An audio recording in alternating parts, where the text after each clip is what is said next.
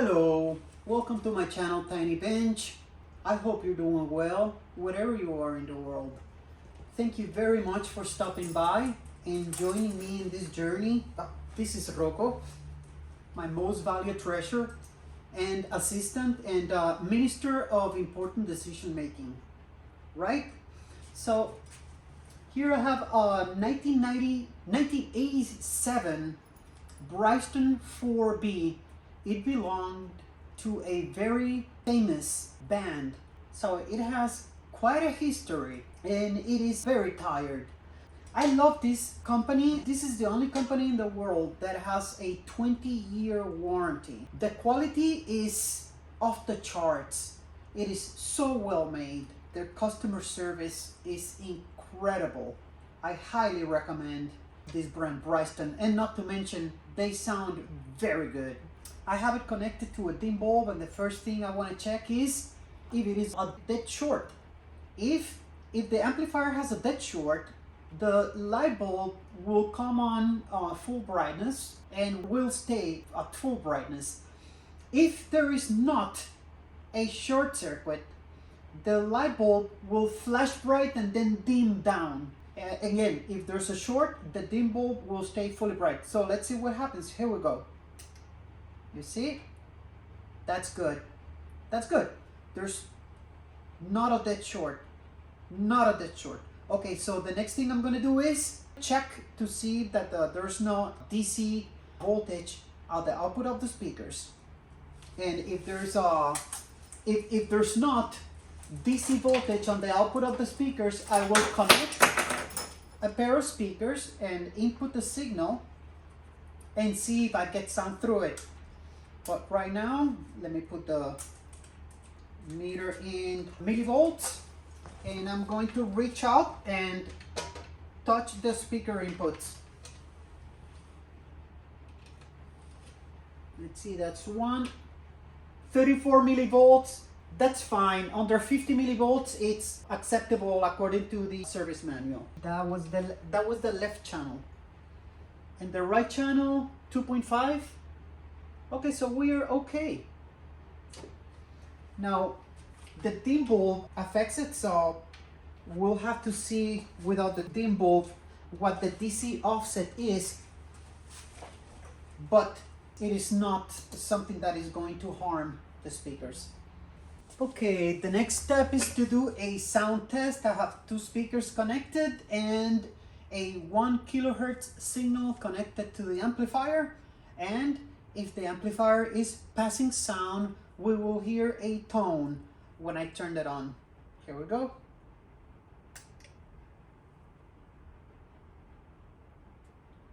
That should have been sounding already. So the amplifier is not passing any sound on either one of the channels. Okay, so there is a problem with the amplifier. The amplifier is not producing sound. Let's see why. I'm going to open it up and see if I have rail voltages that the output transistors need to be able to have the energy to produce sound. I'm also going to test to see if the audio signal it's getting to the amplifier modules. Okay, so that is what I'm doing next. The amplifier, both amplifiers are turned on. You can see the LEDs. So let me open it up and start taking measurements inside. And we're ready to measure the rail voltages and whether the sound is reaching the amplifier boards. Here's one amplifier output module, and here's another amplifier output module. Each one has its transformer and filter capacitors. There's actually two completely separate amplifiers in one chassis. It's a true dual monoblock all the way from the switch to the speaker's outputs. So let's see if we have the rail voltages. So here's the negative. Oh, it helps if I turn that on. The amplifier is connected to a dim bulb, so the voltages will be reduced. Minus 30, creeping up a little bit. It should stabilize. That's a positive volt, that was the negative voltage, and here's the positive voltage. Let's see the other channel. Guys, you must be extremely careful doing this. 32, it's only 32 volts, but those capacitors have plenty of juice. So if you make good contact with those, they will dump all their energy onto you at once. Especially if you touch across them, you know, the voltage will add up. Let me show you. If you go from the negative to the positive, that would be 65. And then here from the middle, here's a middle. So here's the positive side and the negative side. The positive side will be pushing the speakers and the negative side will be pulling the speakers in. So they push and pull, they take turns pushing and pulling. You have positive transistors and negative transistors, or NPN transistors and PNP transistors. Let's now check to see if the output module boards are getting the rail voltages. Again, guys, you must be extremely careful doing this. If you're following along, like Mr. Carlson says, you do so at your own risk. That guy is amazing, as well as a Blue Glow Electronics, Uncle Doug. And okay, so we have our positive and our negative rail voltages. So the amplifier is getting power now. Over here we have the input signal, and that's going to be about 375 millivolts. And we do have them.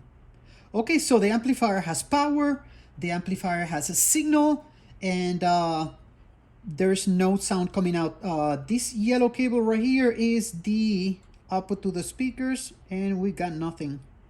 All right, so there's a problem with the amplifier output module. So the next thing I'm going to do is I'm going to see why. The output modules are interchangeable, but as you can see on the other side, I have no access to the terminals. So what I'm going to do is take this board and put it on this side, and then I will be able to take the same amount of measurements. Okay, here's the left and right output modules of the amplifier. I tested the right side in front of you, and then I tested the left side, and it did the exact same thing. It is getting power, it is getting the signal, but the signal is not getting out. And there is two things I can do. I can hook up the boards with an external power supply, put a signal in, and then follow the signal along the circuit board. Because these circuit boards are rather small, I can rather quickly go through them with my multimeter and test semiconductors in circuit. It's not the same thing as testing the semiconductors out of the circuit. If I come across a suspicious semiconductor, I must pull it out of the circuit to really test it properly. But I can get a good idea. It depends on where they are in the circuit. You can get a kind of a strange reading, but then when you look at the schematic diagrams, it makes sense. Some resistors show signs of heat. There's a two behind this board, and this two behind this board will change and mount on the other side of the board and leave the leads a little bit longer, because the longer leads do two things: add a little bit of metal for heat dissipation, and will also give it some distance between the resistor and the circuit board. The heat from the resistor will not continue getting worse. These resistors over here, as you can see, they also have become hot, and there's some darkening of the PCB. So I will change these and lift them a little bit from the circuit board. Also, this type of capacitor, these are electrolytic capacitors, and they have electrolytic inside, which evaporates. These capacitors, when you buy them new, they're rated in hours, temperature, and voltage. So they will last an X amount of hours under a certain voltage and temperature. So they gotta go. They have a limited lifespan, so I'm going to change them all. Also have to check all the values of all the resistors to make sure that they are still within spec. But when we are done, this will be practically a brand new amplifier. We also need to replace the thermal grease of the output transistors. There's a grease, there's a white heatsink compound underneath every transistor, between the transistor and the heatsink. It's a mess. It's a bit of a mess, but I had to remove all these transistors and replace all the thermal grease. It is a pleasure for me to bring this unit back to its glory days, and hopefully it can be enjoyed for a few more decades to come. My first suspects are diodes and transistors, and I can test them both using the transistor setting in the multimeter. The diode. There's no transistor setting in the multimeter. On the diode setting. So I'm going to start going through them. I will try to keep my hands out of the way the best I can. And usually I get a beep like that. Beep, beep. It depends where they are in the circuit. You know, sometimes you get a wonky reading, like I said. I have a marker, and if there is a suspect, I will mark it.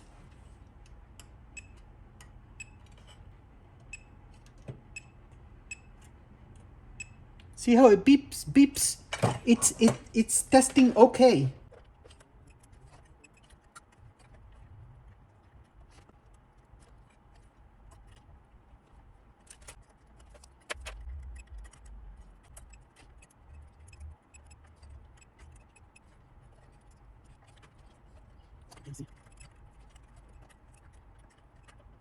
None of these transistors are short-circuited.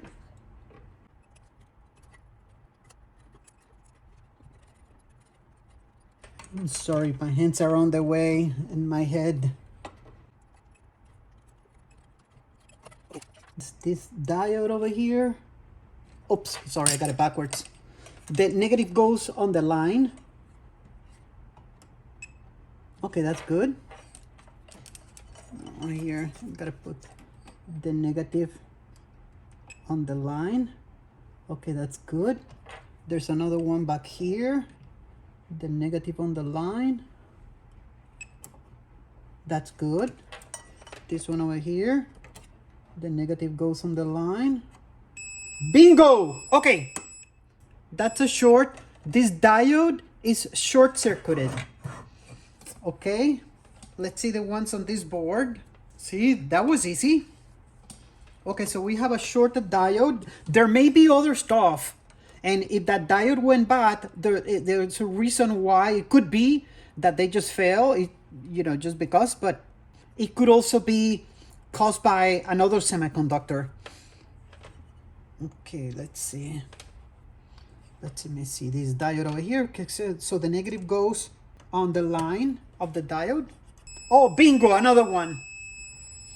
And over here, another one. Okay, so this one has 2 bad diodes. And this one has 1 bad diode. Okay, this resistor over here looks kind of rough. Well, that looks very rough. It looks shows a sign of having been hot. So let me see. 99 ohms. I'll have to see the schematic diagrams what it is supposed to be. 98.6. That's very close. That's very close. Oh, I can see on this side what it is. These circuit boards are very nice. They tell you what it's supposed to be. So you could actually repopulate this circuit board without the schematic diagrams, because each semiconductor has a text written on the circuit board that tells you what it is. So that's super easy. See, I love these amps. Okay, so it says 100 under it. So it's a 100 ohm resistor, and there's a tolerance. There's a 5 or 10% tolerance. So that's only 1.5 ohms away from 100. That's actually perfect. And this one, despite the fact that it looks like hell, it's spot on. It looks like hell, but it is spot on. So it overheated and it looks like hell, but it actually testing perfectly.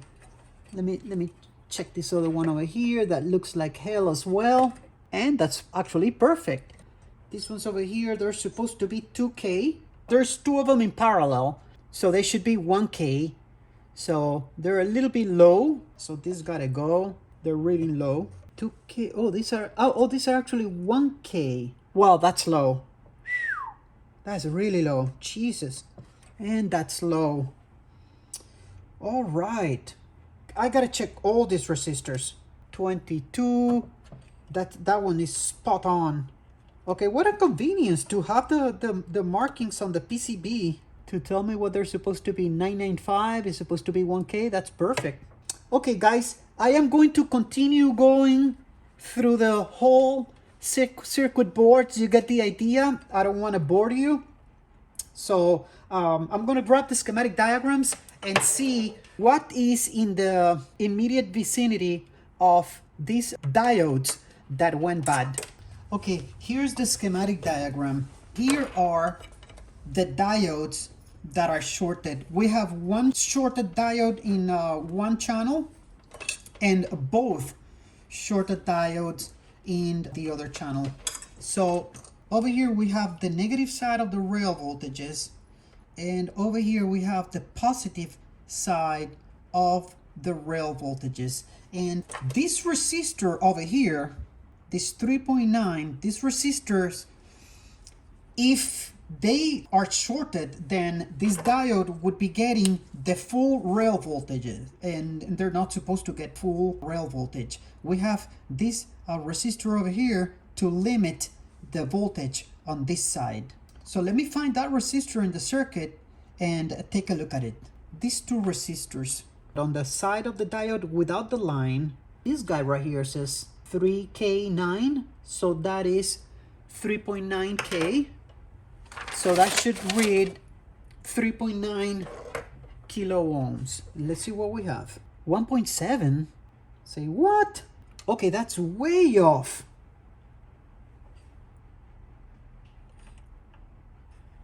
1.8, the same.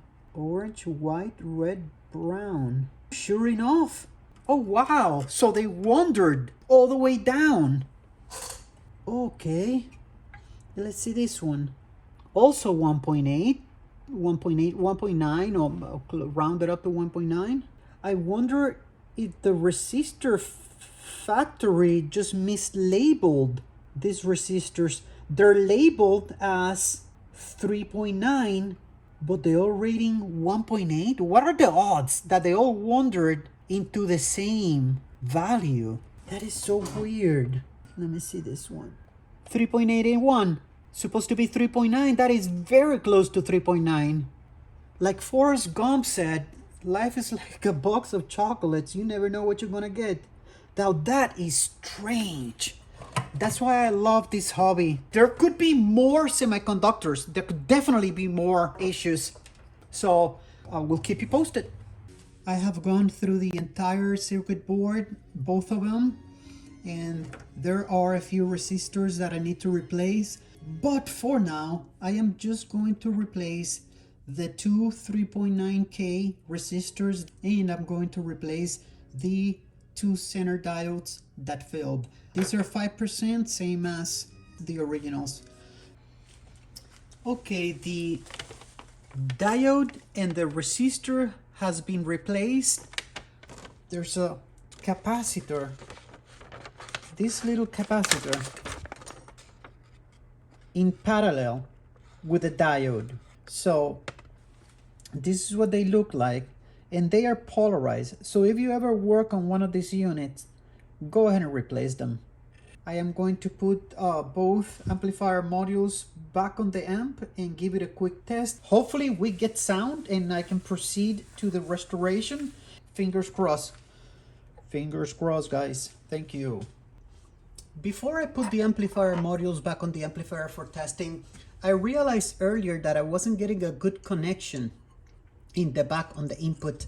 So I got this dental tool and I stuck it in there and went behind the little, it's like a springy metal connection, and gently bend the tap down. Worked perfectly. So this is something you can do if you have a similar issue. And then with a Q-tip and contact cleaner, and I'm using Deoxid. I'm not sponsored, they should sponsor me. And gave it a good clean so that now I get a good contact. Okay, this amplifier takes balance or 1/4-inch jacks. but with these adapters, it will also take RCAs. So that is very convenient. The only difference between this amplifier and the audiophile version, this is the professional version, is the connectors in the back. The audiophile version has RCA instead of a quarter jack. The amplifier modules are back on the amplifier, and the amplifier is connected to a very small 40-watt dim bulb. I have a multimeter connected to each of the speaker outputs in the back, and I'm going to turn the unit on and check to see if there is DC voltage at the speaker terminals. There should not be. Then if that's okay, I'm going to switch to AC and see if the amplifier is capable of passing a 1 kilohertz signal through. And here we go.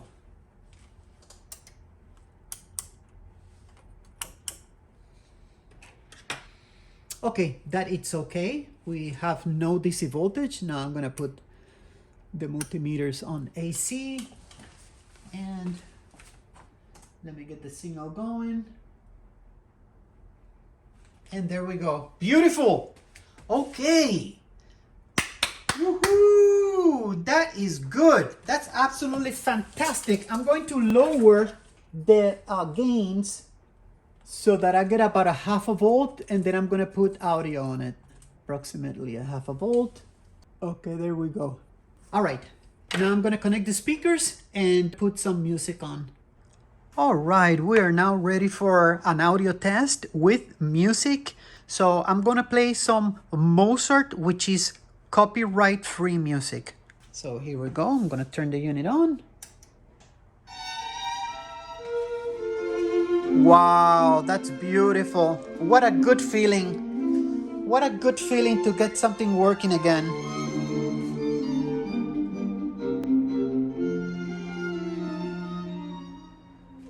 I want the new owner of this amplifier to enjoy it very much. So I am going to make this amplifier as good as the day it left the factory in 1987. These amplifiers sound absolutely beautiful. They have a very smooth, silky, but extremely powerful sound. So guys, I am very happy, extremely happy. I'm gonna end this video, and I'm just gonna make the restoration another video. So at this point, I want to thank you very much for keeping me company on this journey. I want to wish you good health, happiness, well-being, and lots of love. And once again, thank you very much. See you soon. Hey guys, I almost forgot. If you like this video, please like and subscribe. I would really appreciate it. Thank you very much.